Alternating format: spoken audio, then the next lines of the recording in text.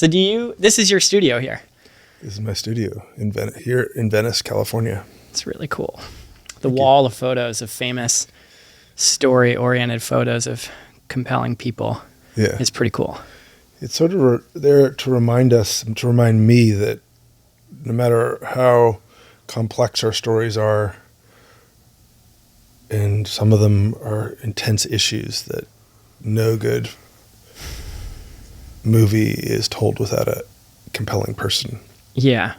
What do you think makes a compelling person / subject? We could talk for years about that. And it's subjective, right? Yeah. Super subjective. For a movie, I think it boils down to me what the elements of a good story are, which is a character that wants something really, really badly. And the movie's job is to show why they want it and to show that they want it really, really badly. And then added to that, the obstacles that are in their way. And a great movie is showing them how they deal with those obstacles, sometimes failing, sometimes succeeding, sometimes surprising things. That is the most sort of simple-minded version of a very complex thing. And so when I look at stories, very, very subjective. And for me, I find they appear very, very infrequently. Yeah. To me. Things that I was like, I have to tell that story maybe once every 4 years for me. Yeah. How do you know when this is a story you're going to invest so much time and resources into? Sometimes it's a quick instinct, and those quick instincts come anytime. And sometimes, but then now that I'm older, I'll just spend a lot of time reading. I'll just say, let me read about this person. Let me read what they've written. Let me read other people have written about them. Let me see them in interviews. Yeah. And sometimes the first instinct is wrong. So with Michael J. Fox, the last movie that's been out, my first instinct was, oh, he's a charming celebrity who has this really terrible affliction, but we all know that story really, really well. And then I did deeper reading, and he's written these books. And I always thought, oh, those are airport books. I thought, oh, yeah, I know what that is. But then as I read it, I was like, wow, this guy's a really good storyteller. Yeah. A lot of the VO in the movie is from his storytelling in his books. From his books on tape. Yeah. We had the advantage. Usually you have to, that's something that it's my job to do. Yeah. So we came to it going, wow, there's just so much incredible storytelling here. Yeah. By his own autobiography. The movie you made, different generation. I wasn't very old when Michael J. Fox was a major movie star. I'm 37. 37, yeah. But I didn't realize how much of a storyteller he is as well, instinctively, naturally. Yeah. It made me realize his gift as a Hollywood star is his intuition around story, and how he acts and how and his humor and his levity, which is beautiful. Yeah, this guy grew up in Burnaby, Canada. Was born on an army base with parents that had no clue about the movie business. Yeah. Just born with these instincts. It's kind of crazy. It's pretty cool. Unicorn story. Unicorn story. Yeah. Your dad. Yeah. Charles Guggenheim. Yeah. One of the most decorated documentary filmmakers of all time. I'm curious what that was like growing up, seeing your dad work, being around his process, what you learned from that, how that's influenced you now in what you do. I mean, I really appreciate the question. That sounded kind of like a publicist told me to say that, which I didn't. And I don't have a publicist, but I want to say that differently. It's very meaningful for me to answer that question because so much love and admiration for my dad, who died more than 20 years ago, and he's still sort of sitting on my shoulder, both as a father figure, but also as a filmmaker. Yeah. I grew up in a middle class household in Washington, D.C. I thought it was a pretty normal family, but my dad made documentaries and political commercials, and I thought that was the coolest thing in the world. You got to go on Bobby Kennedy's plane. I did. You were kind of in the scene. I was in the scene, and I think every kid when they grow up thinks that when they're really young, they think, oh, this is how the world is. You know, oh, everyone's dad is a documentarian, but later I realized that's how special that was. He was this, like you said, very decorated and admired, but was very modest and not well known. I mean, in the documentary circles of his time, he was admired, but in a town like Washington, D.C., which is all about big politics, he was not well known. But he made beautiful movies, and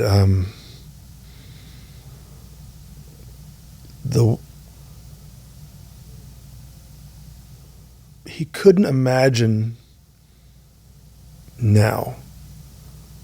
He couldn't imagine the state of documentaries now, the state of how we watch things.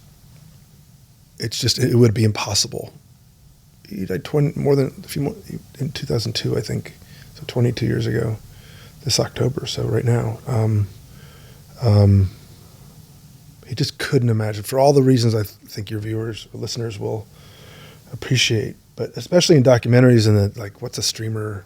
Yeah. The genre has changed so much. The genre's changed, and the appetite for documentaries. But my point is that even so, the types of movies he made, and the way he made them, and the principles that he taught me are as alive as ever, especially in me. He sits on my shoulder every day, and a lovely man, just like a great father, just a kind, loving man. Yeah. What are some of those principles? And I rewatched some of his films before this, and I felt the pacing, the storytelling, the writing, felt like it could be now, just as much as it was then. Obviously, there's a lot of black and white photo usage and sort of Ken Burns effect. I'm like, why do they call it the Ken Burns effect? Your dad was doing it before. Yeah, I don't. It wasn't the Ken Burns effect. Back then. It's unfair to the other filmmakers who are doing the same thing. Yeah, exactly. I admire Ken Burns, but it's not his effect. Right. But what are some of those principles that you incorporate into your current filmmaking? Like, how do you... Well, I think if you saw some of the films, if you watch some of those films now, I mean, some of my favorite are this film he did, which it's hard to find because the rights and issues involved, is Robert F. Kennedy Remembered. He made after the assassination of Robert F. Kennedy. I found it on YouTube.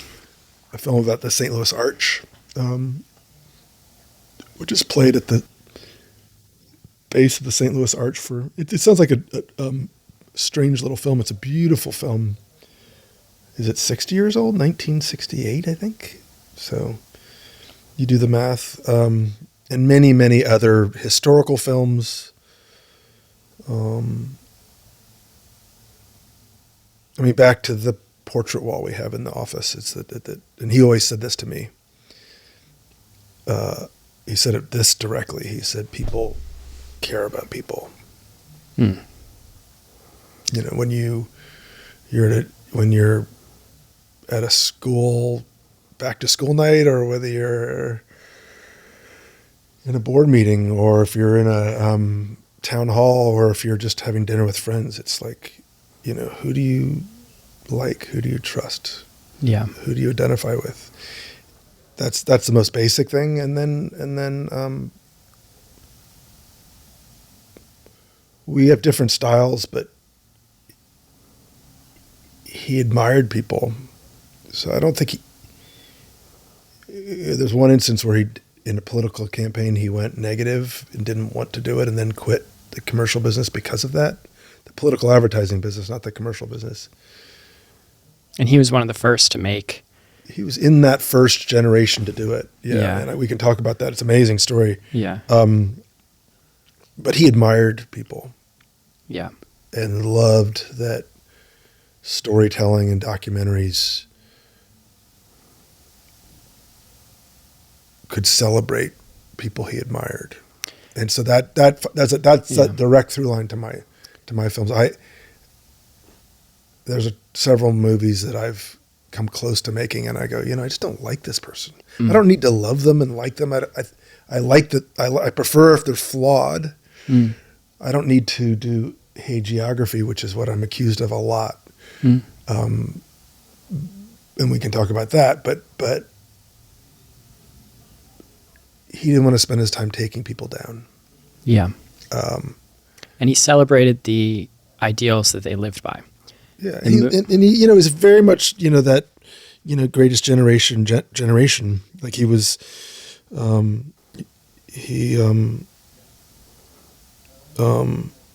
he served in the Army, World War II, never went to Europe, but had many friends who died in the Battle of the Bulge. And 106th Airborne Division? Yeah.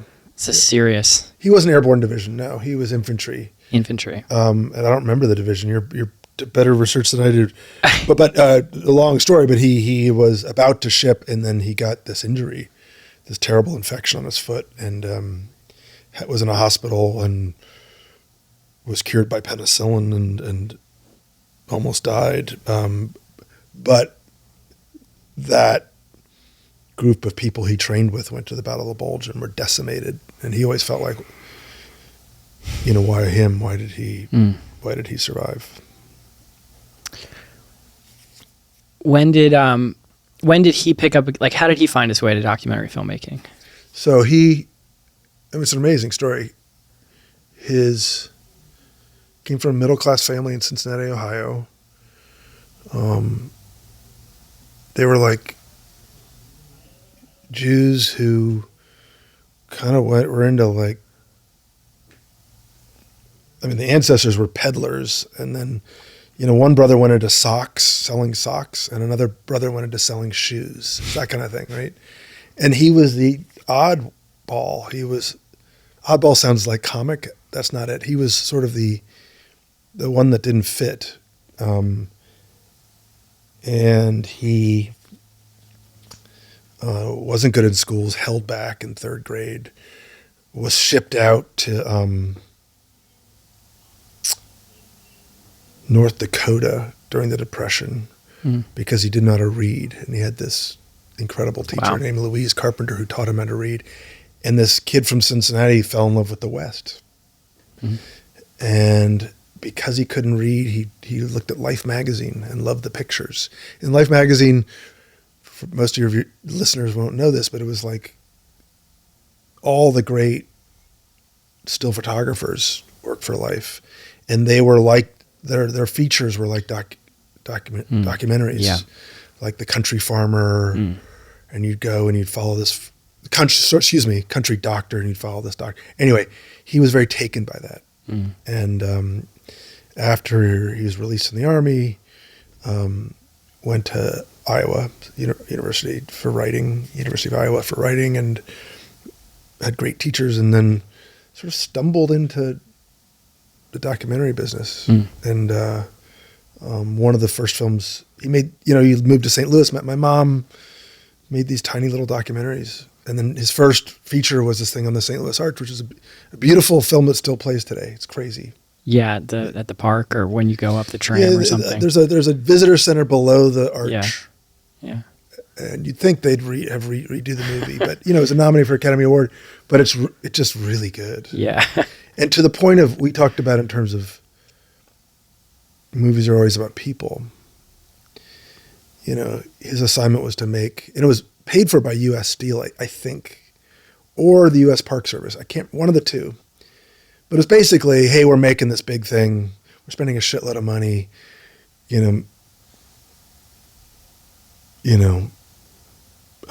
Document this. Mm-hmm. And his brilliant choice, which I think carries forward to me, is he made it about the workers who made it.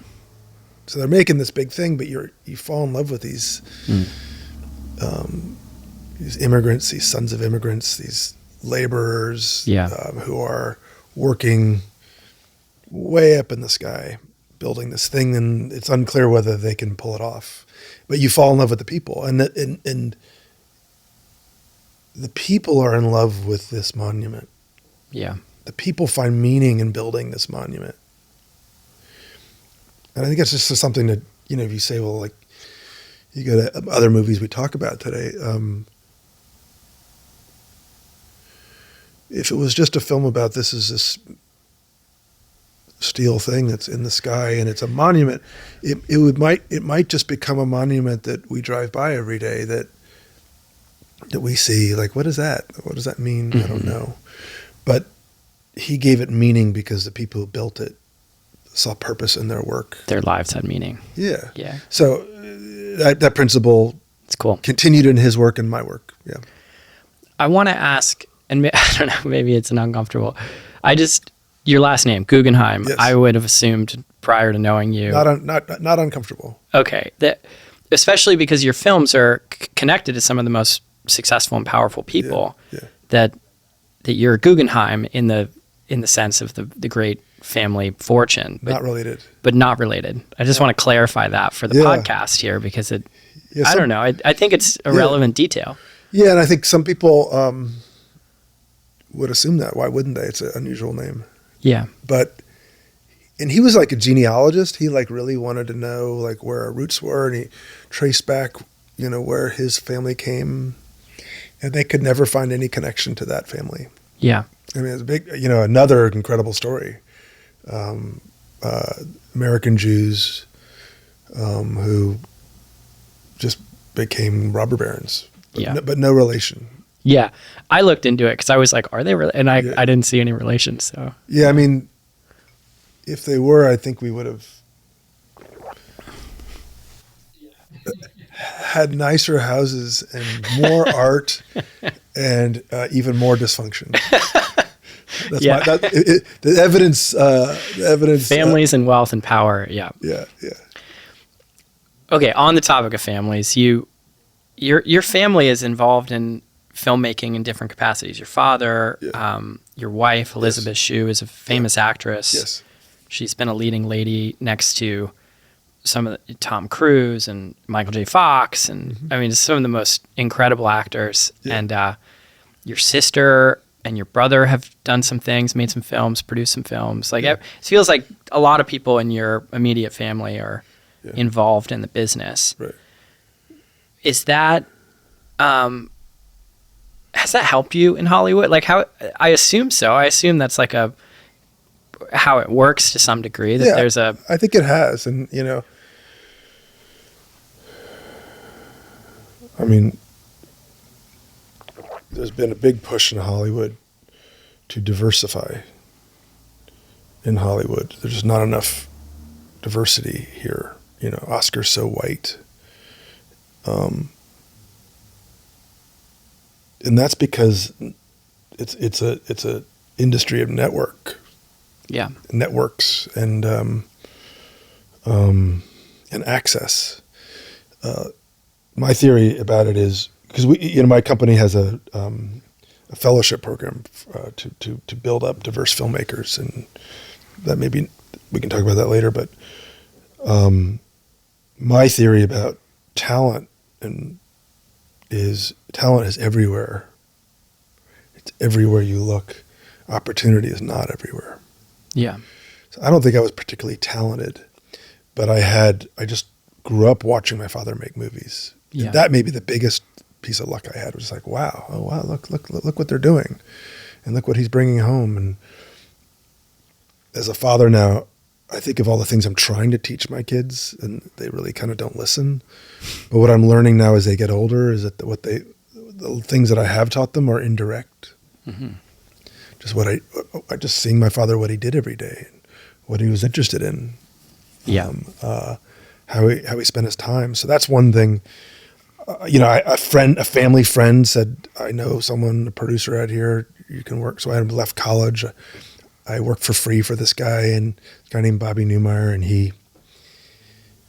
So that was a step up. I knew a friend of a friend. So this was your first gig in Hollywood. Yeah, it's a company school. called Outlaw Productions, and the first movie we made, I was like lowest man on the totem pole, was Sex, Lies, and Videotape. You drove Soderbergh around? Yeah. This is a PA? You're very well researched. I'm impressed. Yeah. And that was his first movie, right? That was his first movie. So he's not the big Soderbergh yet, but you're just driving him around. What are you talking to him about? Like, what are you learning? I can't remember. I remember him complaining I was driving too fast. I think I was an idiot in thinking if I drive really fast and cool, he'll like me. But he was just like, fucking, I just want to get home and don't kill me. Mm-hmm. We're roughly the same age. I think he might be a year older than me. I can't remember, actually. We're roughly the same age. And I just remember thinking, this guy knows his shit and I don't know anything, which is 100. That was true. Like, he was ready to be a big time director. Mm. And I was ready to be a PA and I wasn't even ready to drive a big time director. Like, I was annoying him the way I drove. So you could feel that ambition, that readiness. I mean, by the way, there aren't that many Steven Soderberghs that arrive to the scene that skilled, that ready. I mean, he's always had it. He's brilliant and mature beyond his years, and could see what a great movie it was and knew how to make it. It was kind of stunning. It's cool that you at that point were just kind of adjacent to and seeing, I assume, some of his, decisions, some of the complications around how he's doing what he's doing. You're getting access to a holistic view. Another incredible piece of access for me. In some ways, it was crushing, because he's the first feature director that I met, and he was so good. I said, well, I could never get to this. So I think I didn't start making films that I think are any good until my 40s. He was making his film in his mid-20s. Mm. So for me, it was like, oh shit, is there, when you're that age, you're like, is there a place for me here? And I was like, I'm not sure. I'm not sure if I'd like to be a director, but maybe I'm not any good at it. I'm not smart enough. Maybe I don't have the skills. Maybe, I'm not built for this. Yeah. But you spent, I think, 8 or 10 years in Hollywood, kind of working your way up. And then you somehow found Training Day. Yes. The script. Yeah. What were you doing in that 8 to 10 year period, working your way up? Like, what? So many different pieces to it. And I some people are really good at, so this, I moved to LA. I worked for Bobby Newmeyer. He makes several films, and he was another mentor, another piece of, like, back to your question about opportunity and the fact that I just got to see that and see a company that was sort of making stuff. And he was so generous to me.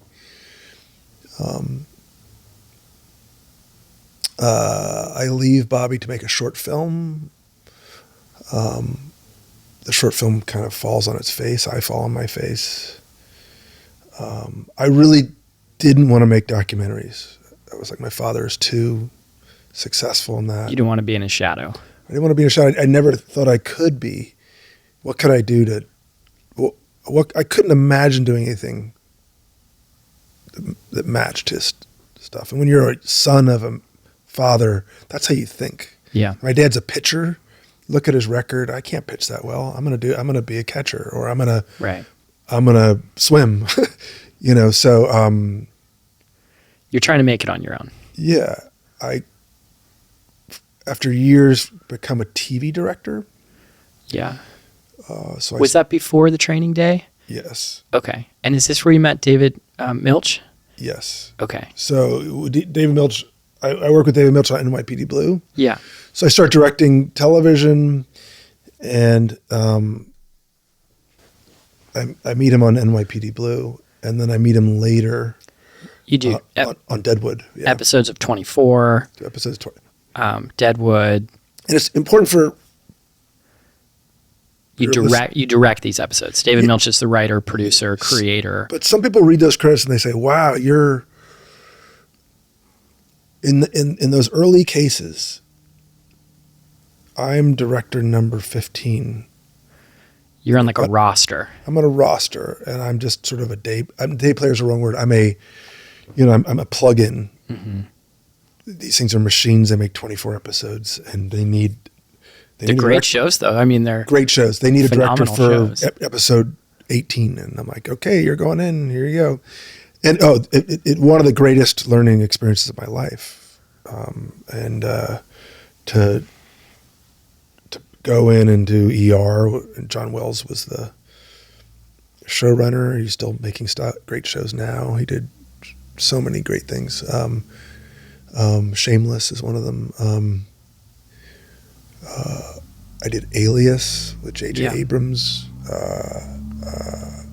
Some shows, some kind of trashy shows, some bad shows, and so anyway, it's kind of like at 10-year graduate school where I'm just like, or the other way of looking at it is like meatball surgery. Like if you're a surgeon and you got to go, you're a war surgeon and you're just fixing broken legs, as opposed to doing thoughtful, careful art. You're just you're working in a fast moving thing where you're just trying to basically get shit right. But ER is different than 24, which is different than Alias, which is different than NYPD Blue. And so you're kind of learning how to create those tones, those vibes. It's tone, it's a style of storytelling, and there's a big technical side to it. ER was all, let me get this right. ER was all Steadicam, and your wider lens, this is all too technical, but like NYPD Blue was very long lens, never off the dolly. So you start developing intuition around how these technical choices convey to the feelings of an audience and the emotional experience of an audience. Yeah. Which is the craft, right? I mean, that's the craft. Yeah. And a lot of it was like, how do I not get fired? Or how do I get asked back? So a couple of those shows, Alias, I was not asked back on. ER, I was not asked back on. Those were bad experiences in some respects. I didn't impress them. It's hard when you give it your all and it just isn't. Yeah. It's hard. It's a hard business. It's a hard business. And the prop guy told me, it's really funny, the prop guys on shows are in charge of a lot of things, the props, but they're also in charge of the director's chairs. And so on these shows, they would make the top of the top fabric on the top of a director's chair that everyone understands, and it would say NYPD Blue on the front and Davis Guggenheim director on the back. And the prop guy told me, if it goes badly at the end of your episode, they hand you that piece of fabric because they know you're not coming back. Just to like really solve. If you're coming back, they need it because they don't want to make another one. So I was like, fuck, it's like the last day, I hope they don't give me that piece of fabric. Yeah. But anyway, you're just watching that person, like, what's he doing? Which way is he going? Yeah. But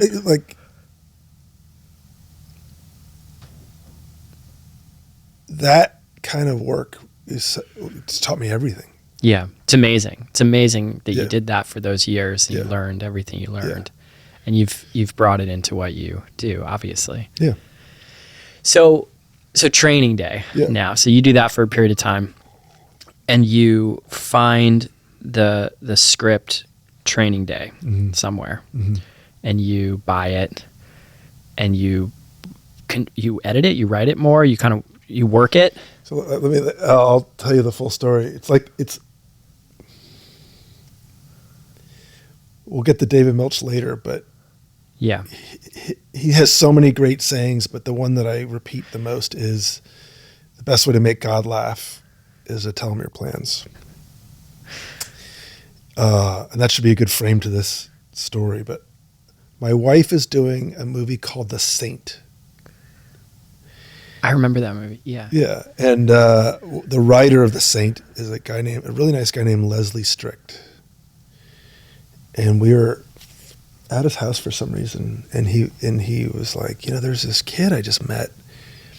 I'm doing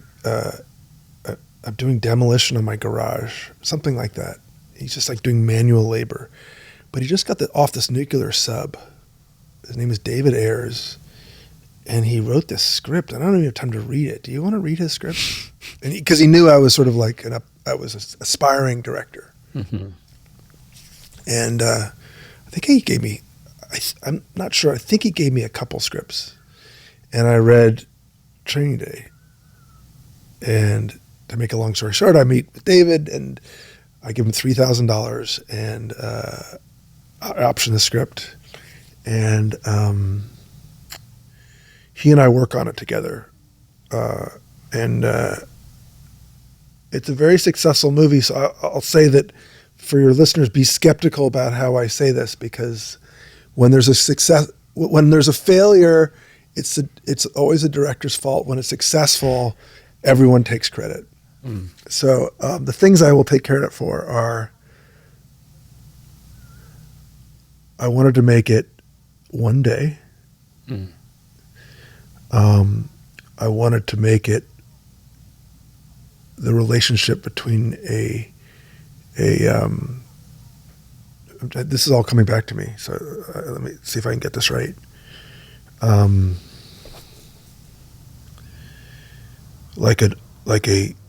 He'd already written, maybe the worst cop ever in the world, and I think it started with some shootout. Like he was already, and I go, no, let's, and it's about, but I was like, it's a father-son story. And I wanted to frame it like this young cop who's training. It should build towards what, now that he understands, you want to slowly reveal that this guy is corrupt, and it has to come down to this young cop deciding, what am I going to do about this? Am I going to become corrupt? Yeah. Do I kill him? Do I bring him into the station?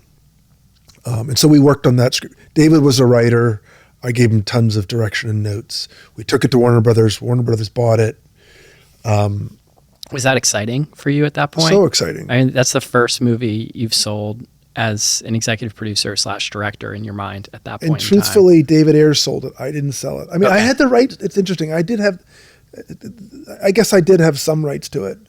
But once it sold to Warner Brothers, we were sold as a team. They owned it and they could do whatever they want with, which is something that a lot of people didn't understand. I didn't really quite contemplate. There's so many pieces to this, but they immediately talked about casting it. And I remember it being a drawn out process where we wanted something and they wanted something else. I wanted Denzel Washington right away. Why did you want Denzel right away? What about Denzel? Well, Rodney King had happened. So and if you live in LA and then there was like you have to look at it, but I think it was only a few years before. So like it was so present in everyone's mind. Yeah. This idea of these white cops beating a black man. It's horrific. And it divided the city. Cops were pissed. African Americans were pissed. And I thought if this was just a black-white story or a police brutality story, the movie would be stolen away from the drama of these two people. And how interesting would it be to have a black cop be corrupt? It would kind of turn that thing on its head. And there's a famous movie that I loved by Sergio Leone called Once Upon a Time in the West. or Henry Fonda, blonde hair, blue-eyed man is this corrupt cowboy. It's like, how could he be corrupt? That was a genius in casting. It was like he had never played that. It was like Denzel Washington from St. Elsewhere. This guy disrupt the archetype. He played the hurricane, disrupt the archetype. He's, having him playing corrupt I thought would be a masterful stroke. Really subversive and seductive in a sense. Warner Brothers wanted Clint Eastwood. Huh. They wanted several other middle-aged white guys. Yeah. And I think David agreed with me. Bobby Newmeyer, who was my first boss here, was producer. He agreed with me. So we held out. And the Hurricane was about to come out, and I said to Warner Brothers, let's screen the Hurricane. And you'll see he's going to win the Academy Award for this, which he didn't. But they saw the Hurricane and said, oh my God, he's so good in this. And it should be said because it wasn't said publicly at the time. One of the reasons why they were against Denzel, this is a time in the movie business, they said black actors don't sell overseas. Wow. So different time. People in Japan don't want to see a movie with a black lead. People in Italy, people in Spain. And there's like, this is bad business to put a black guy. Anyway, to make a long story, it's a very long story.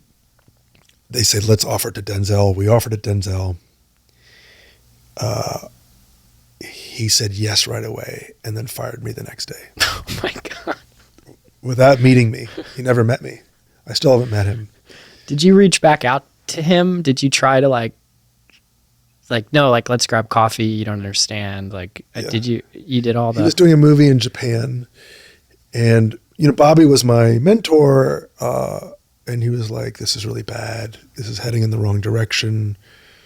I was the one who it was my idea. I fought for Denzel. And then the one person I wanted fires me.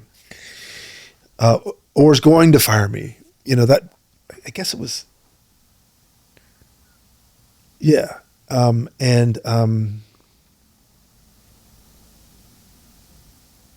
guess there was a period of time, I'm trying to be really, really accurate here. He was going in the wrong direction, but wouldn't meet with me. So I write him this handwritten note. I know that he's in Japan. I know someone on the production. I said, will you hand him this letter? Okay. And it was basically really, my wife and I wrote it together. We rewrote it. Yeah. It's basically like, hey, I love this movie. I've been developing for a long time. I have a vision for this thing. Yeah. I chose you. I admire you. Can we just sit down and talk about it? Yeah. If we sit and talk about it and you still don't want to do it, I'll accept that. But what I can't accept is you not even giving me a chance. Right. And he just had the political power to do it at that point because he's the star. Yeah. He had Yeah. And he never responded. And they went off and made that movie. Oh, that must have been so hard to... it won a lot of awards. It won an Oscar, I think, right? He won Best Actor. He won Best Actor. I sat there in bed watching the Academy Awards with my wife going, he's going to win. And he won. And there you go. Your name's still attached to the movie. I think you're listed as executive producer. That was sort of like... the consolation. Bobby and I had a huge fight about this. We repaired later, but he's like, hey, I'll give you executive producer credit and we'll pay you this amount of money. And I was like, fuck you. Yeah. I was... It's hard. I was How old were you devastated. at that point? What age were you?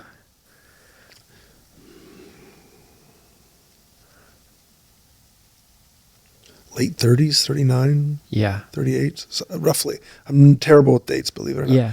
I was devastated and... Did you go into a depression?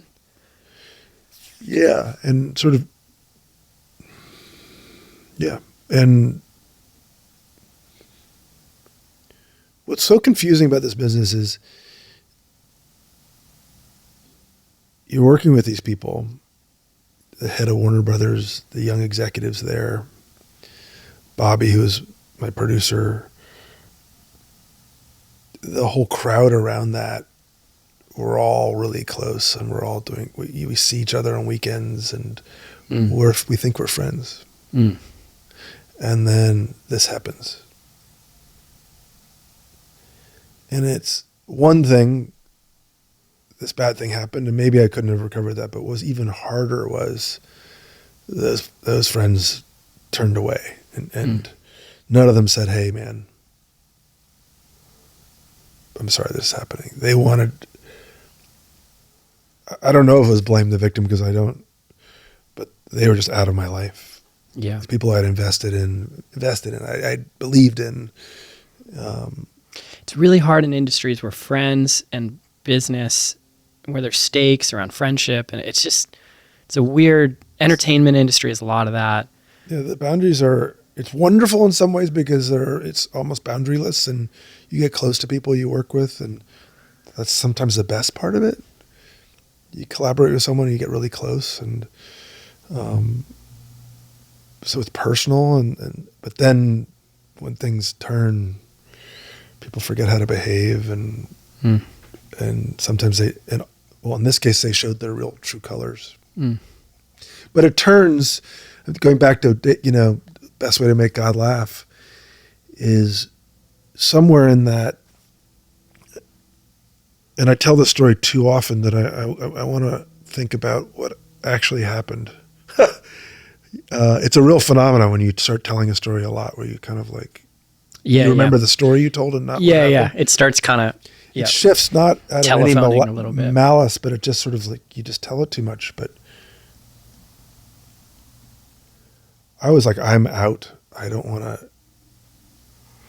like this business anymore. You wanted to throw in the towel on the whole, reinvent your life, get out of this whole industry. Yeah, and my wife was still working, and I was at home in my pajamas and depressed. I kind of figured, maybe the Warner Brothers will offer me another movie. Or maybe the other producers will say, "Hey, let me help you out here." And that's where Bobby and I fell apart. He was like, "Dude, this is how things work, and this is a very fair deal I'm giving you." And then he went off and made, so like for that really dark period, he was off making the movie, my friend. And David Ayer's off. He's like, "Sorry, man."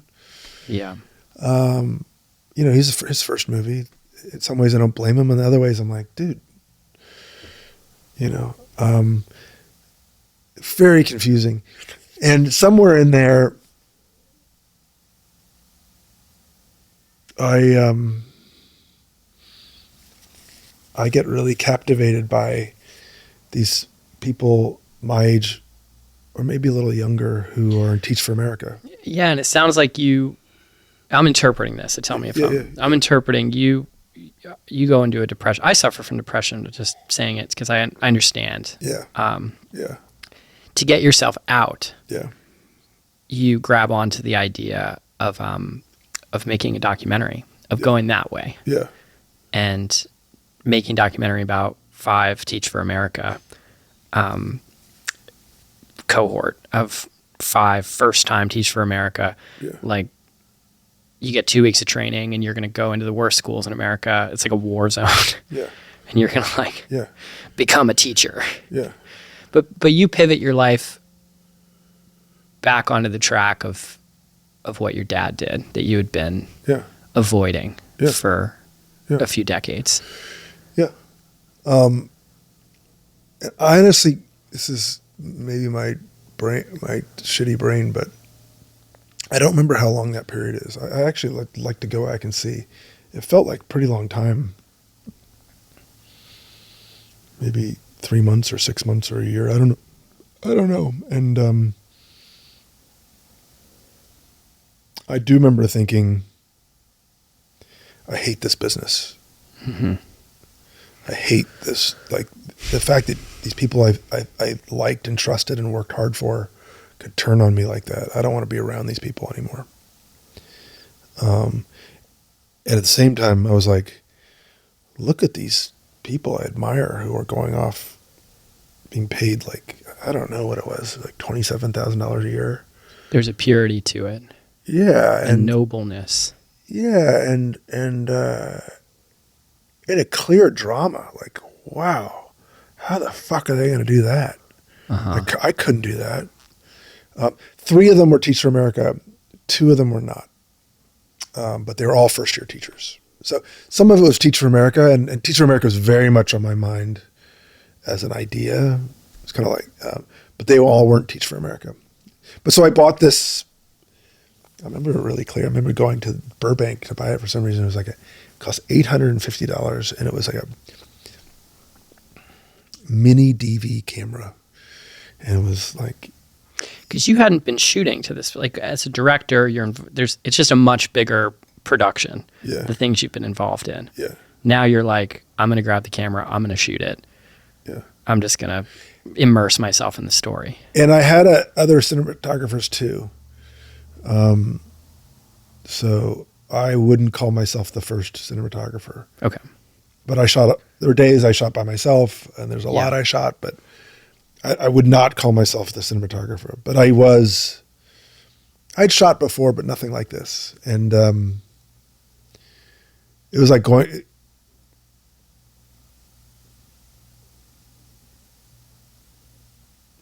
in one sense, I was sort of banished from the kingdom, and I was in the wilderness, and I was like, fuck, I got to do it myself and find who I am and what am I about. And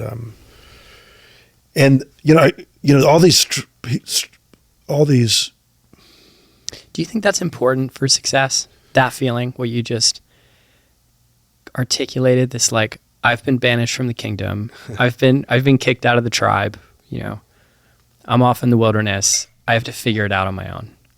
I don't think Soderbergh was banished from the tribe. Okay. I mean, he was a guy from Louisiana. He was from Baton Rouge, and maybe started with, I'm pretty sure he would agree with this, started with a sense that I don't want to put words in his mouth, but my sense is that he was like that big industry thing that is Hollywood. I want to be separate from that. So he didn't want to be part of the kingdom. I wanted desperately to be part of the kingdom. Mm. I don't think you have to be banished to be successful. I don't think you necessarily have to suffer to be successful. I think those are common tropes. I think you have to be vulnerable to be creatively fruitful. Mm. And often to be vulnerable is to have suffered. Yeah. And to be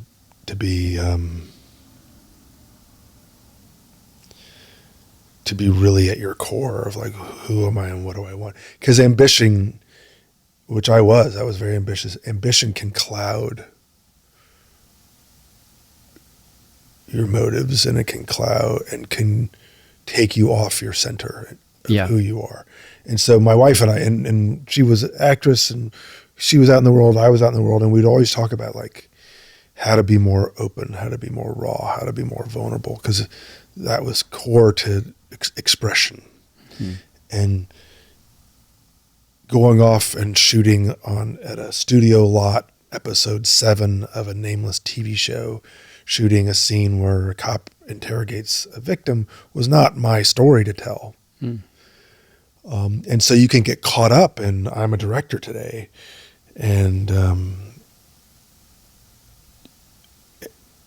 at the same time you can also be so connected to the humanity of this scene.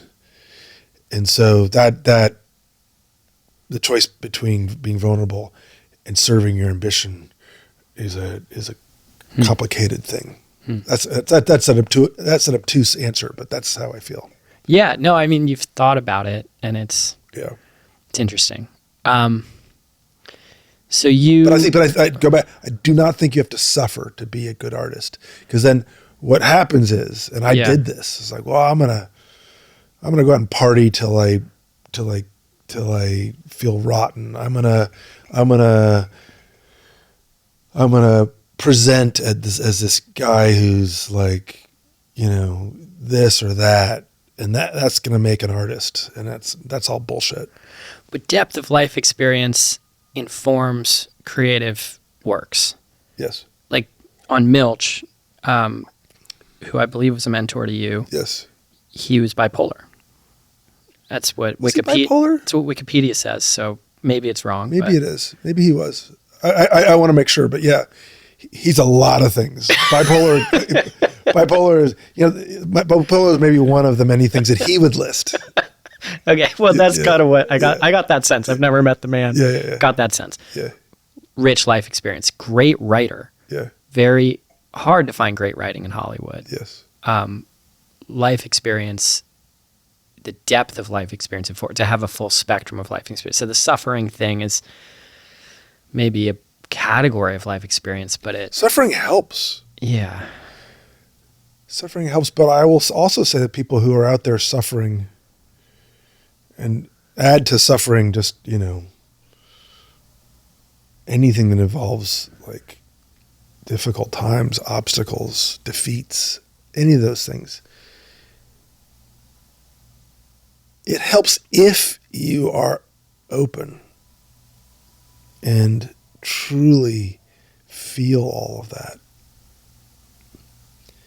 So someone could listen to this and say, this terrible thing happened to me, therefore I can go tell this story. And that might be true, but you can have a terrible thing happen to you and be so closed off from it, and so in a fortress of self-protection, which is understandable if you've had a terrible trauma, and be so disconnected from your expression that is the opposite of what you need. I see what you mean now by vulnerability is what's more important. Yeah. Okay, so the first film you make following teachers around, now you're a filmmaker.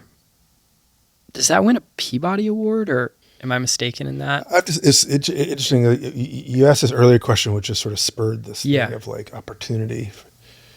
And, did I benefit from being in a family of entertainers? Yeah. It's like all these, like, I remember meeting people my age, I'm now 60, and they always tell these stories of how they made it. And they always sound so self-serving. Yeah. Then I did this, and then I did that. And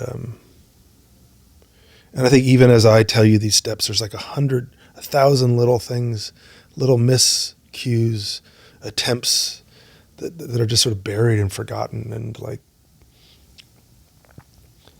But it's wild to think, and I've never mentioned this before, but I went to the Women's World Cup with my wife, and we met this guy named Barry Munitz, who was head of the Getty Museum here in LA, and he said, "What are you doing?" I was like, "Well, I'm thinking about making this film about teachers, first year teachers." I was like, "Really?" So he said, "Come. Have you ever been to the Getty? Come up and meet me." And I was like, "Tell me more about it." And I said, "Well, I think it should be this, and you should follow these 5 teachers and really feel what it's like. And it's kind of crazy that they don't have that much training, and how great would it be?" And he goes, "We have one of the great teacher shortages ever. Like, there's a shortage of teachers." And I didn't know that. He's like, "Yeah, he used to be the head of the CSU, which is the largest university system in the world, and California State University system. And we train teachers. Now I'm at the Getty, but maybe I can help you find the money for that movie." So Barry Munitz, this guy I met in a van at the Women's World Cup. Without him, I wouldn't have made that movie. So helped you fund it. It's a weird little gifts falling from the sky. Yeah. And people out there ready to help me. Yeah. And that, to answer your question, that won a Peabody Award. And it's the only film my father got to see. And he came, there was a ceremony at the Waldorf Astoria in New York, and Walter Cronkite handed them out, and he handed me my Peabody, and my dad was there. Wow. And he had won a Peabody in the 50s. So it was a great moment where my father said, "Oh, yeah, my son's doing okay." I don't think it was like my son's doing great. My son's doing okay. Well, who you have become as a documentary fit, that was like an early formation that you've come quite a long ways since that film. Yeah. So that's really cool that your dad got to see that and you got to have that moment with him. But hasn't seen anything else. It's like he couldn't imagine. Like he couldn't fathom. I think about it all the time. Couldn't fathom the kinds of stuff I've gotten to do. Right. And, it's so heartbreaking to me that I can't share it with him. Because if anyone, I would just want him to see my movies, Yeah. Because they're all there because of him, Yeah. When you're carrying that legacy forward, you're carrying his. Very much. Yeah. I'm gonna fast forward to An Inconvenient Truth. Yeah. In this timeline of your career here. Well, it's my next movie. And it is okay. Well, you After worked that- for Participant Media for a time as like an executive. I was there for 5 months. Oh, okay. So now, And I was hired to be the executive around documentaries, and I sucked. I was terrible, and I'd given notice. yeah. And I'd given notice, like, I can't do this. And in between when I gave notice and when I left, Laurie David and Lawrence Bender walked in the door with the idea for Inconvenient Truth. Yeah. And they were like, why don't you direct it? I'm like, what? No, I don't. What? No. Yeah. No. No, because it's a slideshow. No, because you didn't think it was a movie or worthy of being a movie. I was intrigued because climate change was on my mind. Yeah. I was like, well, it's a slideshow. How do you do that? I admired Al Gore, but I wasn't sure he was the right messenger.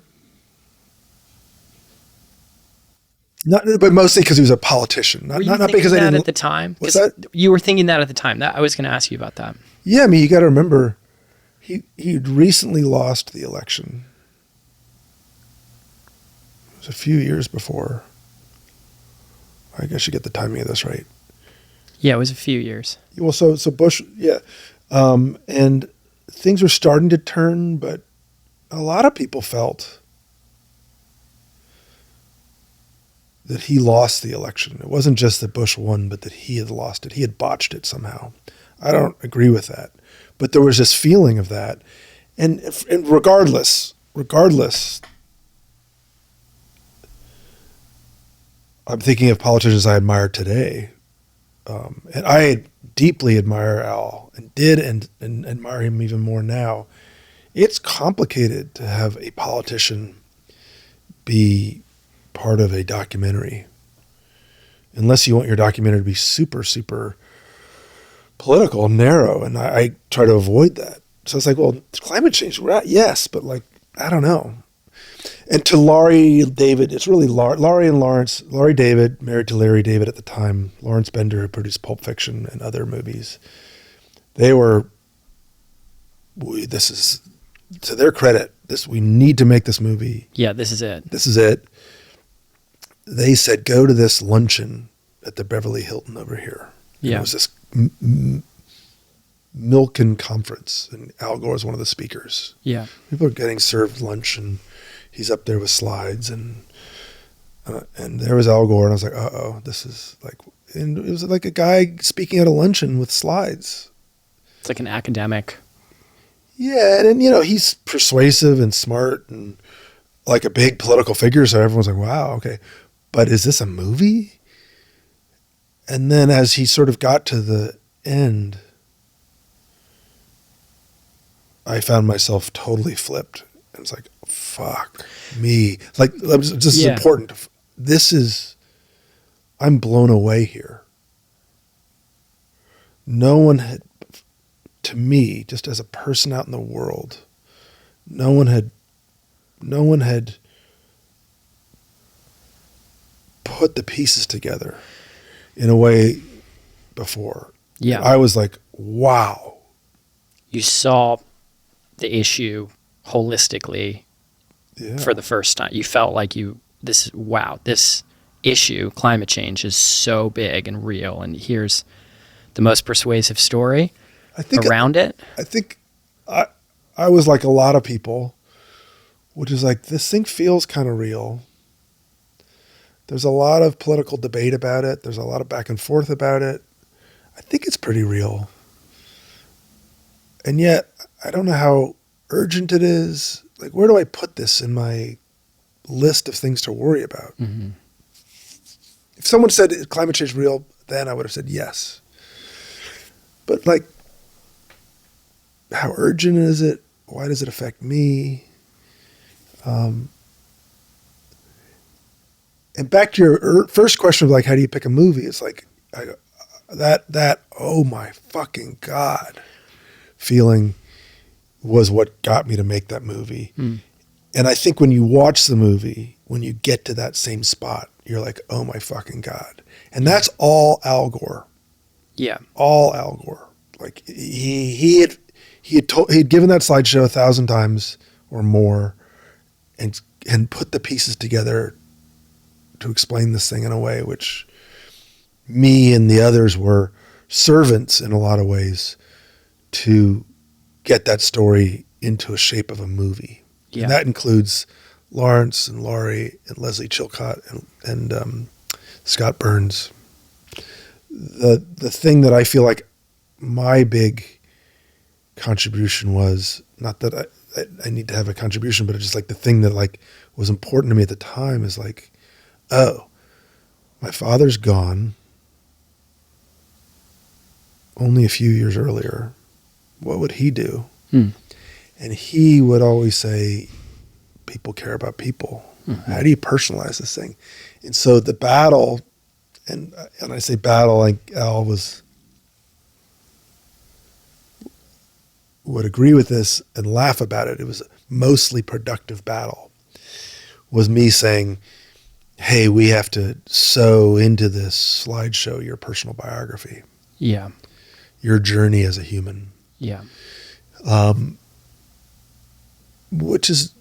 And make it a redemption story. Yeah, I mean, I think that's what we call it after the fact. Okay, that wasn't like by design. I didn't say, hey, Al, we're going to make it a redemption story. I think we've talked about it. He's like, it's not a redemption story. Really? Well, I mean, he doesn't, I don't want to put words in his mouth, but I assume he doesn't like it because he didn't, in his mind, didn't need to be redeemed. Right. He was right all along.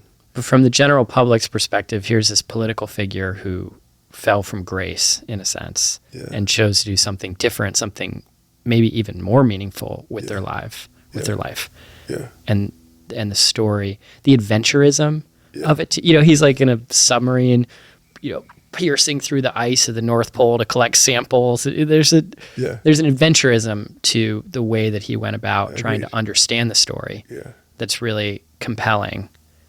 I think the film inspired me. I'm looking back I didn't watch the film at the time and think I'm going to go into climate change because of this film. But I was a junior in college and then soon thereafter applied for a master's degree in climate science. Oh, wow. Within a year. Oh, wow. And upon doing the research for this interview, I was thinking about it and I was like, I'm pretty sure that film had a meaningful impact. That's amazing.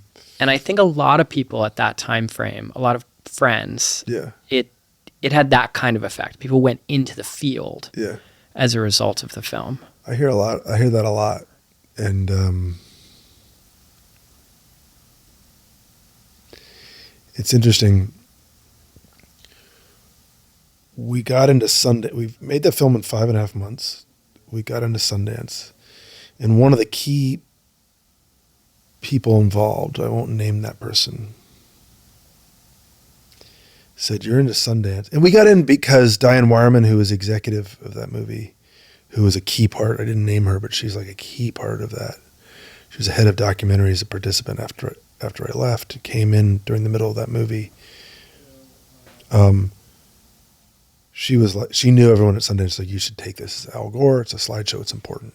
So we got in not because the film was any good, but by the auspices of her word.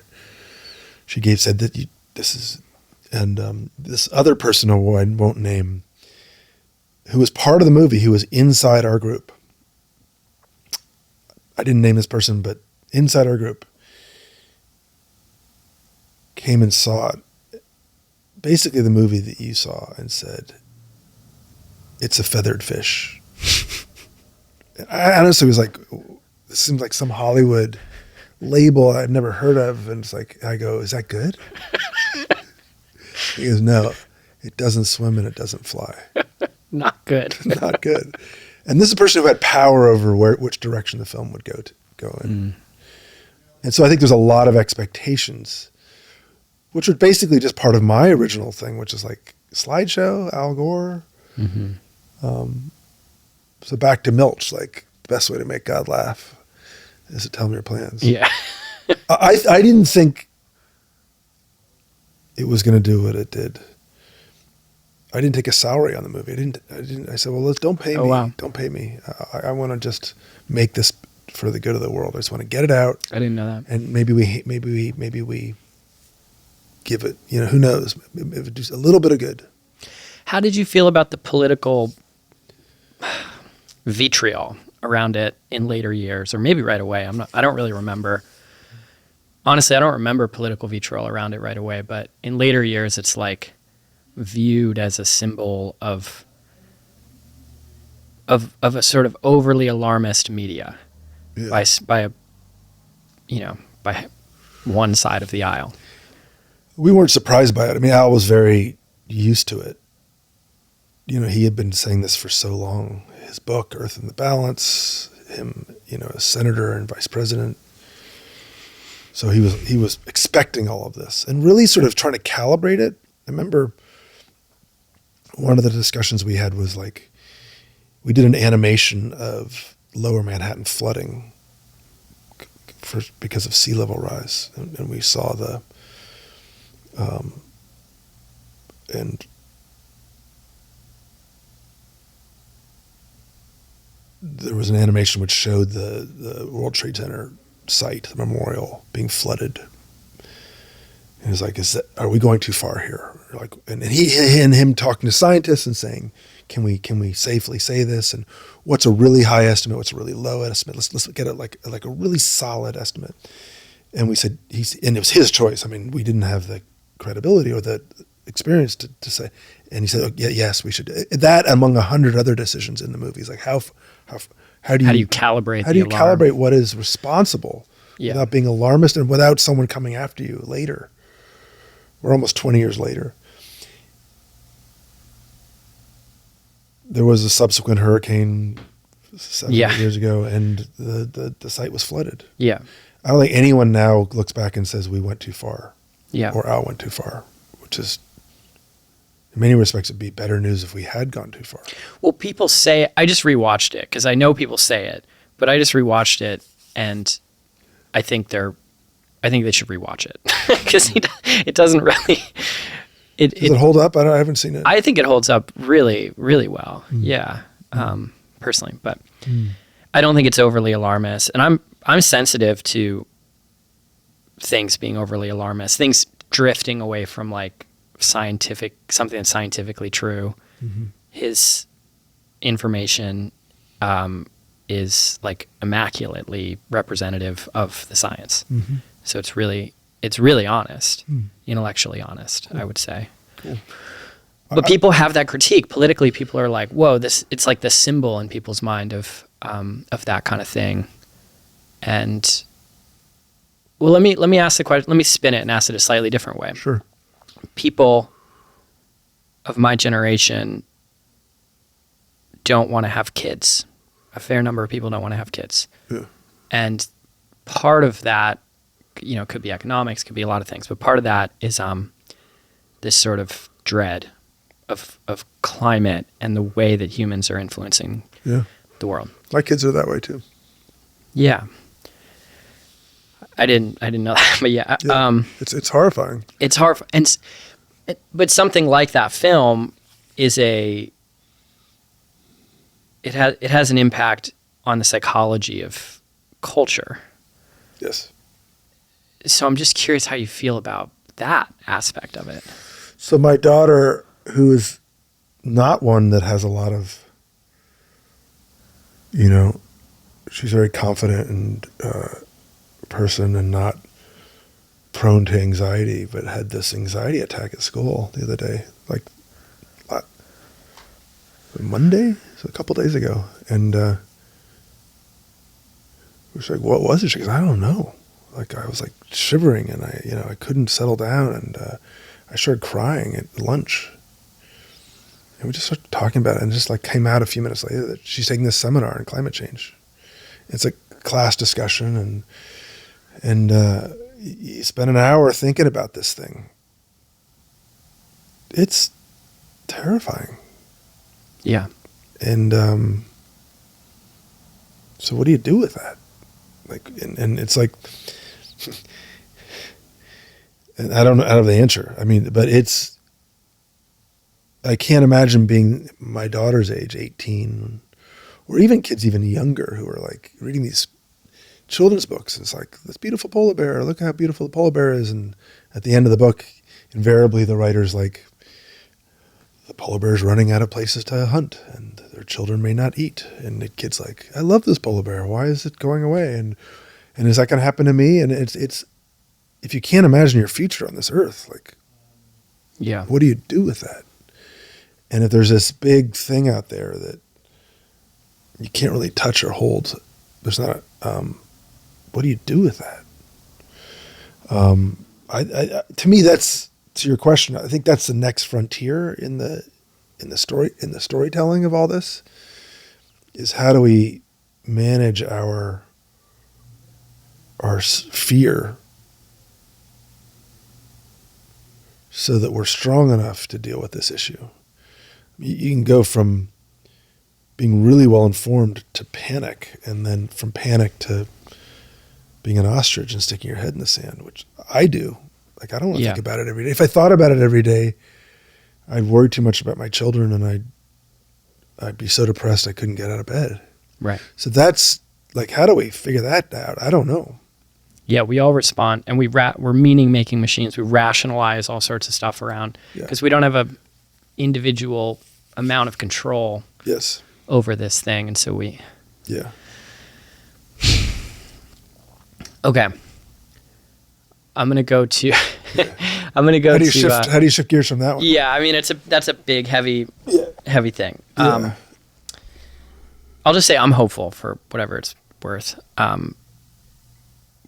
With respect to the deployment of renewables, with respect to per capita carbon emissions declining, like I'm generally reasonably hopeful on this stuff. There's reasons to be cautiously hopeful. Yeah. But one of the problems is that panic. Yeah. I'm nervous about the cultural implications of that. Yes. And I see it as a political force. I see it sort of shaping into a ideological thing that I don't know. I don't know if it helps, I guess, to solve the problem. So, waiting for Superman. Yeah. So, An Inconvenient Truth, took a liberal cause, and although I don't think it should be viewed that way, but people view it that way. But I don't think it should be viewed that way. Agreed. And made it big. I mean, a Nobel Peace Prize and an Oscar and all the, all these accolades. Waiting for Superman, you made a film about teachers, really a take two of the public education system problem in America. Mm-hmm. And you took a perspective, like an op-ed, of what the problem is or what potential solutions are. And it was similar to An Inconvenient Truth in some ways. It was like, can what a film did for the climate problem be done for the public education system problem? Can the dialogue be kickstarted in America from a film? And can the facts be made more accessible to people? And Waiting for Superman did that, but it was super controversial. It's, from what I've read, it seems like your personal experience with it was really hard. Really hard. I remember coming home from this sort of big promotion tour of it, and that didn't have Al Gore, so I was the one. You became the one taking the heat. Yeah, and the one pushing the film and presenting the film and in the front. remember coming home from that tour, and I immediately got shingles and then Bell's palsy. Shingles sometimes spurs Bell's palsy, so like massive, like shingles is the worst thing, and then Bell's palsy just collapsed my face. I looked like a monster. I remember taking my kids to school one day, and these little kids were like, ah, and running away from me. It took a toll, that movie. I had shingles a year ago. Oh yeah, it's awful. It's awful. It's truly awful. Yeah. Sorry about that. Yeah. I chose to step into the political fray. I chose to question the teachers union, which is a tough choice for two reasons. One, they're a formidable political force in America, especially, and it's confusing because Democrats are big supporters of the teachers union, and that's usually the people who like my films. Yeah. And also especially in my community of documentarians, very liberal, very democratic leaning, very pro-union. And so people really went after my movie. Yeah. But I at the time I believed in it. I still believe in it. I think you're right. I think what my lesson learned is that people have a really hard time taking in a complex argument. You see these in the debates where the debates are so simplistic. I mean, what I was saying was, hey, look at teachers. They are the solution. They are the answer. They are the miracle that works every day in schools, and it's in the movie. It's all over the movie. I made my first movie about teachers. Yeah. However, can we hold and admire teachers in one thought and question whether their union is doing everything for students? Yeah. And a majority of people said, we're only going to look at the fact that you're criticizing unions. Yeah. And they took you had a storytelling tactic of making the charter school a metaphor of the school system in America. Yeah. It's the lottery, and you win the education lottery, and you're on a different track in life. It was a storytelling tactic, in a sense, and they took it quite literally. Yeah. And they attacked it's interesting. you on the The thing that really, first I'll say, of all the movies I've made, in a storytelling sense, it's the one I'm most proud of, because it's like, it's when all my kind of skills got fully in gear. I was finally ready. I finally had all the skills to fucking pull it together and say, here I am, like, been training all my whole life, and now I can finally fully express myself in the way I want to express myself. You're like actualizing. Yeah. Yeah. And it wasn't, again, to add to that, the complicated part was how I used charters. And charters were a very political thing. They're even more political now. What I was drawn to was not the charter piece. It was the lottery. Yeah. Thomas Friedman had written this editorial, the famous editorialist in the New York Times, about how these students have to wait to see if this ball bounces the right way for their parents to find a good school. And I was like, that is just a great metaphor. I didn't quite look at it as a tactic. Sure. I looked at it sort of like a great storytelling metaphor. Yeah. That is true for all of us. Like, what options do we have? Are we lucky enough to forget if it's private or public or charter? Are we all lucky enough to have to be able to send our kids to school that we think is good for our kids? Yeah. And it shouldn't be like this. It shouldn't be like bingo. You shouldn't have to be lucky and win to get your kids. It wasn't so much about charters, but that was the metaphor that we were pursuing, and so they were charters. Yeah. I thought people were smart enough to see all the complication. Right. It's a thorny issue, but I mean, did that experience turn you away to some degree from kind of getting into the fray of political sacred cows, political taboos? Like A little bit. Did that like push you away from that style of filmmaking? A little bit. I mean, even now, I mean, there's a couple of things. One is that I feel more optimistic about solving climate change than I do about fixing American public schools. I do too. I mean, I was really hopeful then, and I'm less hopeful now. Just watching things. Sad. It's really sad, and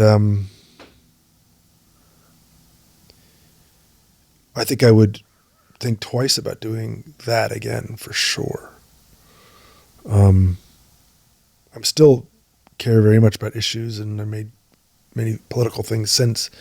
But I think I would think twice before I criticize the teachers union again. I mean, they went after me. I saw. I mean, it seemed vicious. Yeah, it was vicious. It was personal. And there are times when I'll visit a public school. I've done some other public education stuff since.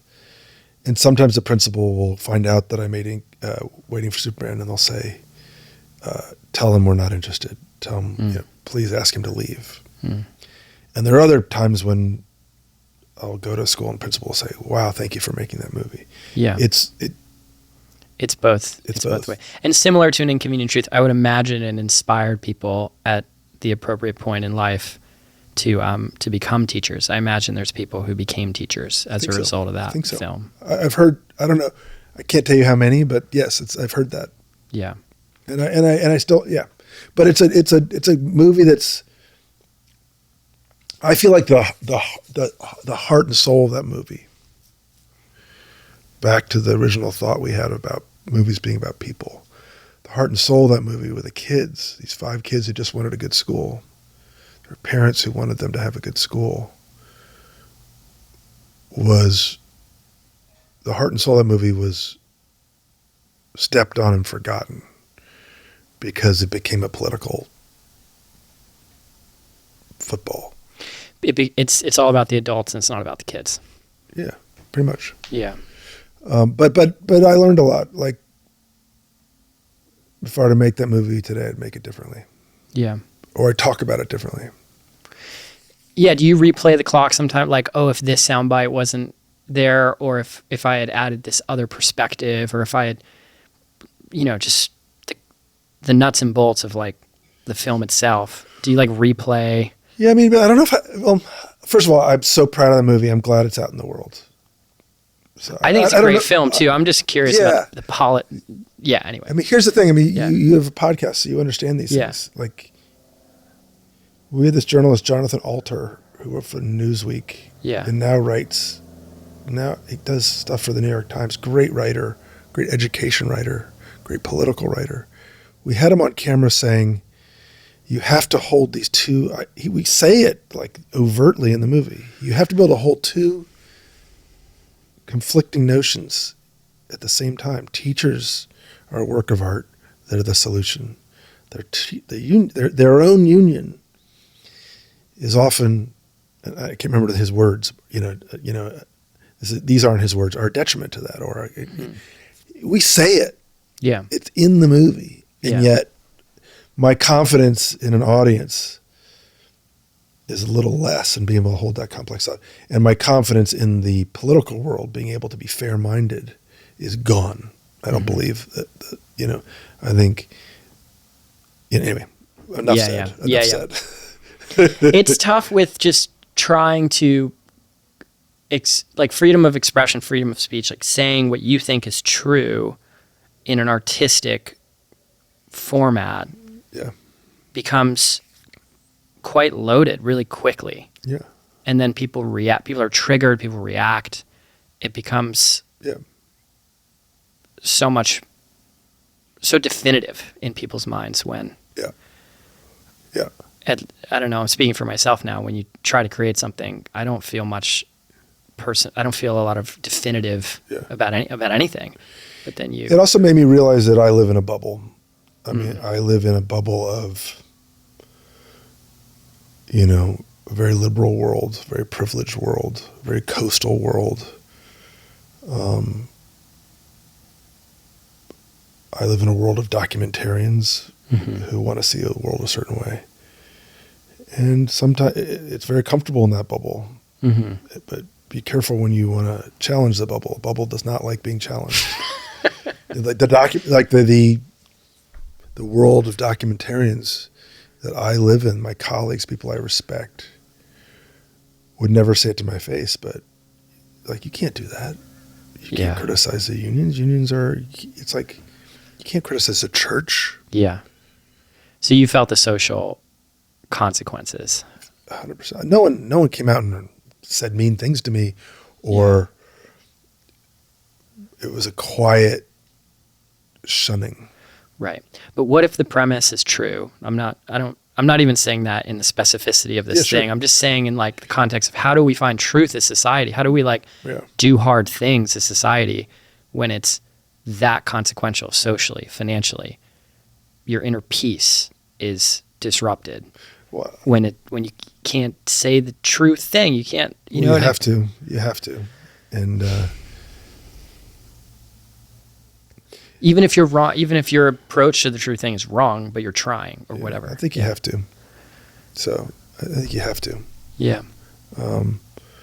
My bubble is a good bubble, but it's not always right. Yeah.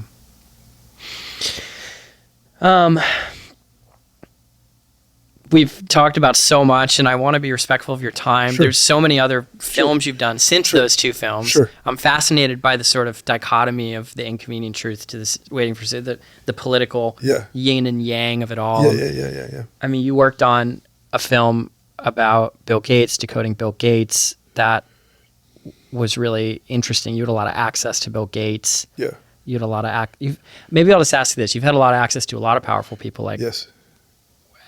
Have they left their fingerprints on you? Like, how has that changed you? What have you learned from having such incredible access to some of the most powerful or financially successful people in this world?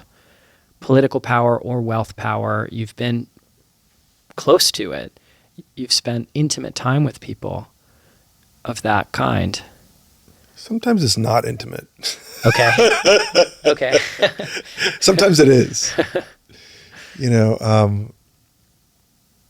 I mean, you find this way that like we're sitting on these two couches, and it's a really nice conversation, but we also have 3 cameras here and 2 microphones, and so there is the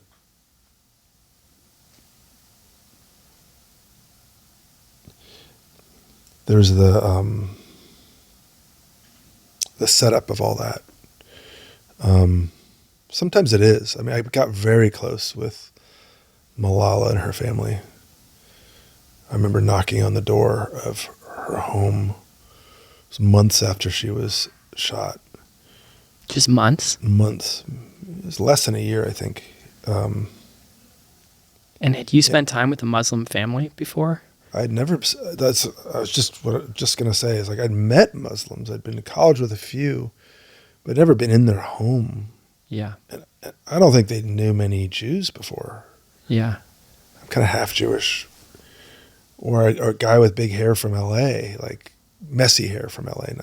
And we were just like, what's going to happen here? And we became very close. Yeah. So maybe I hit that point too strong that sometimes, so it's not always the case that you get close. Yeah. It's a gift when you do. I became very close to Michael J. Fox.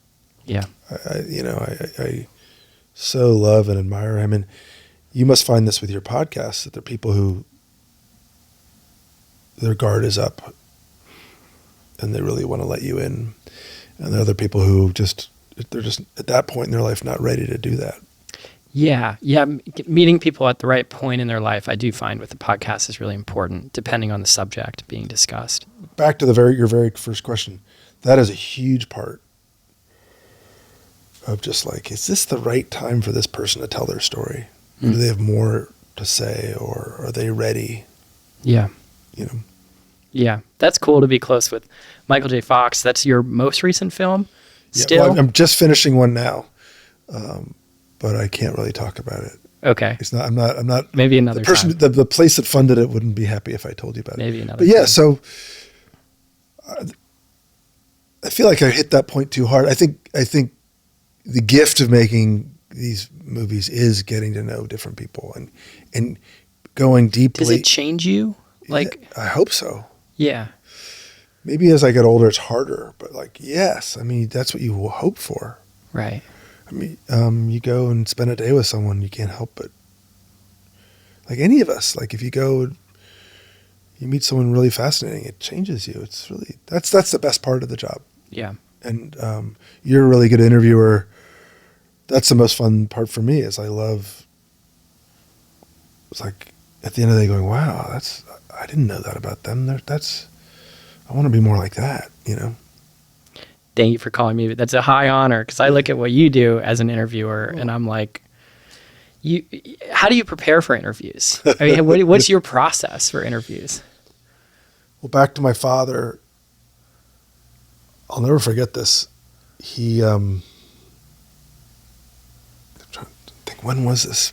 I think I was out of college and he was making a film about D-Day. And there was one interview he couldn't do. He's like, there's this guy in Midwest, and can you do this interview? They're audio interviews, just like this. And I said, can you interview this guy? Like, he wanted to do it. He always did all his interviews, but can you do it? And I was like, really? Like, am I ready? And he's like, sure.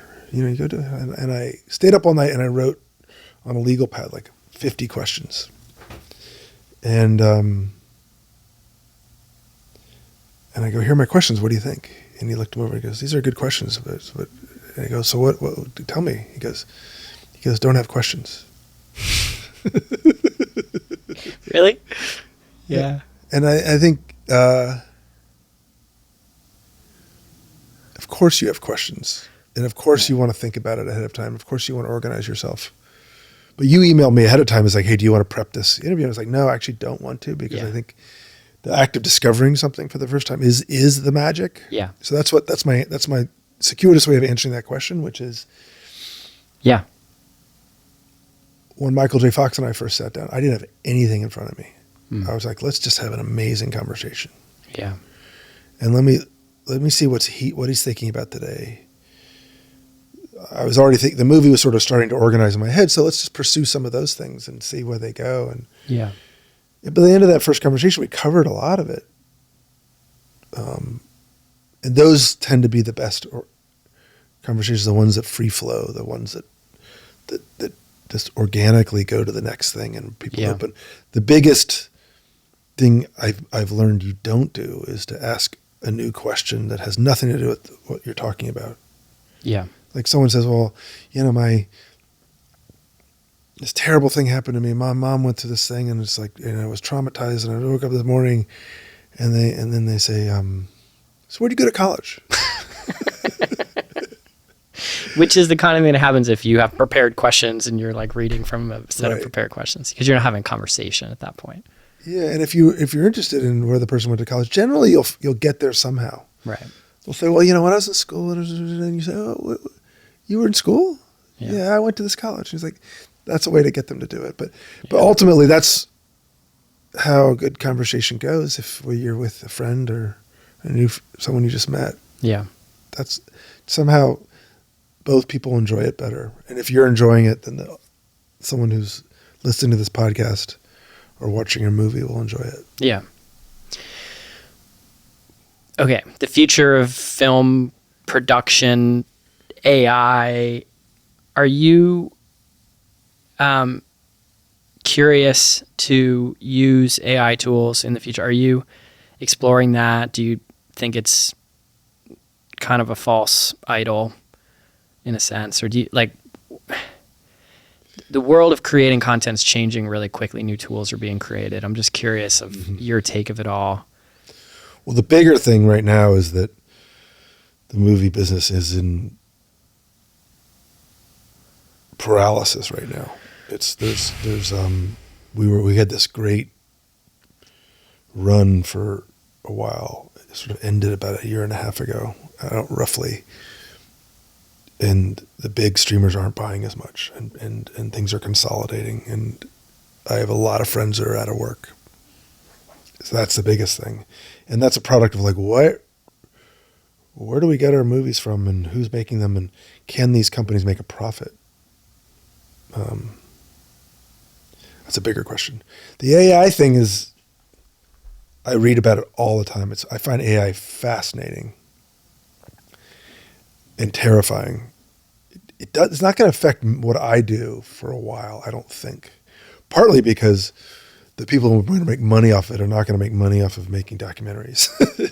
They may make shitty 5-minute pieces, but people will see them as shitty. And what's unique about my movies is they're meeting real people, and those real people are telling unique stories that can't be fabricated. Yeah. And my movies are handmade by me and my collaborators. So I'm less worried about that. Yeah. Than the sort of the environment around that changing. Is this ad with Barack Obama's voice in it Barack Obama? Yeah. Is this, can someone take my voice and call my mother and ask her for money? Right. That technology is here. That's happening. It's happening. Yeah. And I worry about millions of people being put out of work really quickly. Mm-hmm. Like new technologies often take a really long time to enter the world. Like you think of the steam engine, yeah, or the internet. There's slow electric cars, really slow adoption where people take a long time to sort of figure that shit out. Yeah, it's coming fast. Yeah, and could it just suddenly put tens of thousands of people out of work? That's what I'm worried about. I think it will. Can't help but do it. Yeah. Yeah, it'll change the nature of work in ways that we don't yet know. Yeah, I mean, Hollywood writers and actors are terrified. You can take an actor's voice. I could make a Ryan Reynolds movie if I wanted to and take his voice and have him narrate my movie. Yeah. I don't know if I could legally do it, but I could. Yeah. I don't want to, but I'm just saying those tools are there. Yeah.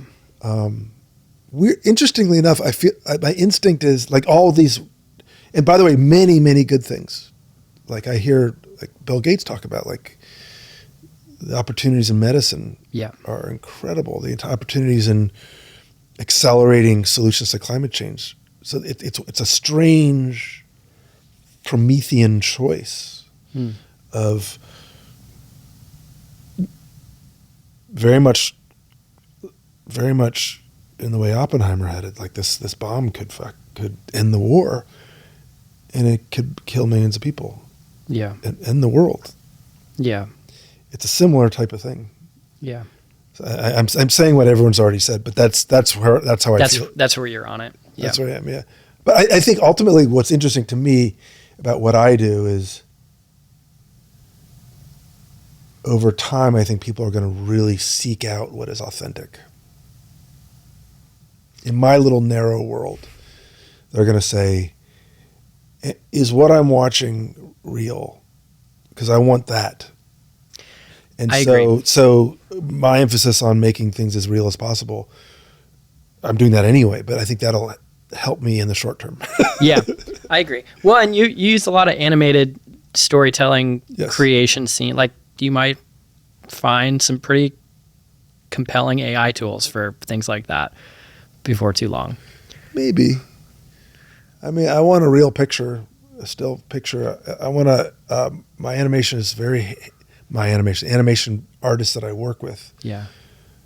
The stuff they do are hand drawn on a computer. Yeah. But they're made. Yeah, yeah. Each stroke is by hand. I see. So I think I will maybe stubbornly, because I'm old, push in that direction and be a late adopter. How about that? Yeah. A suspicious and late adopter. Yeah. Well, it's your value system. And I'm trying to come up with a good closing question because I feel like we've run out of time. Yeah. But I've really appreciated this. Yeah. And it's really cool to sit down with you and just hear your thought process on making films.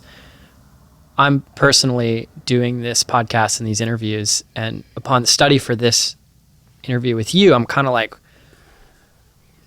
maybe I should be adding some B-roll to the, maybe I should be like making a mini documentary and putting it on YouTube. And so maybe I'll end with a question that's like, how do you see the genre evolving in that context? So the theater business is changing, and you just mentioned that. Mm-hmm. And there's a lot of people who want to be creative and tell meaningful stories. And there's all these AI tools. And I'm just curious how you think all of that will influence the genre. Mm-hmm. Not necessarily your studio and your approach, but like mm-hmm. other people entering into the fray and telling stories that are meaningful to them. Yeah. That's a big one. That's a very big question. And I don't know. Yeah.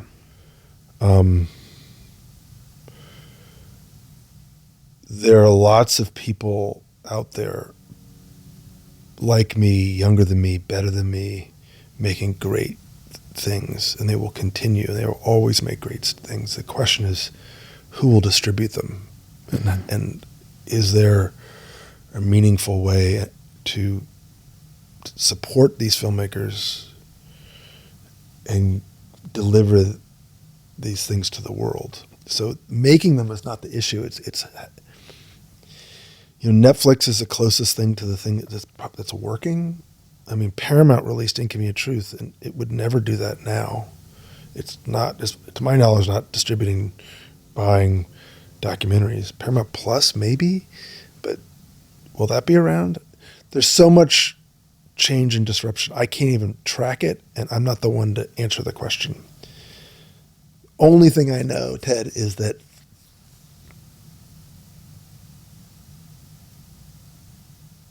you make something great and it will find a home somehow. So my thing is make something great. Tell a great story. Yeah. Tell it with passion, with respect for the audience. Give them an incredible experience. And when I say incredible experience, it could be like true crime and they hate the murderer, or they want or it could be something where they're like, their mind is blown about an important issue. Tell a good story, respect the audience. And when I say respect the audience, it's like, don't bore them. Don't confuse them. Make them like smile or cry at the end. And I have faith that you'll find a home for it. Hmm. But that first part is really hard to do. Yeah. I find it really challenging when I do it. Yeah. It's a great answer. Yeah. Thank you. Thank you so much. This is really fun. I appreciate your questions are wonderful and thoughtful, and I've really enjoyed it. Good. Yeah. Glad to hear it. Cool. I'll be sure to share it. Thank you, everyone. Yeah.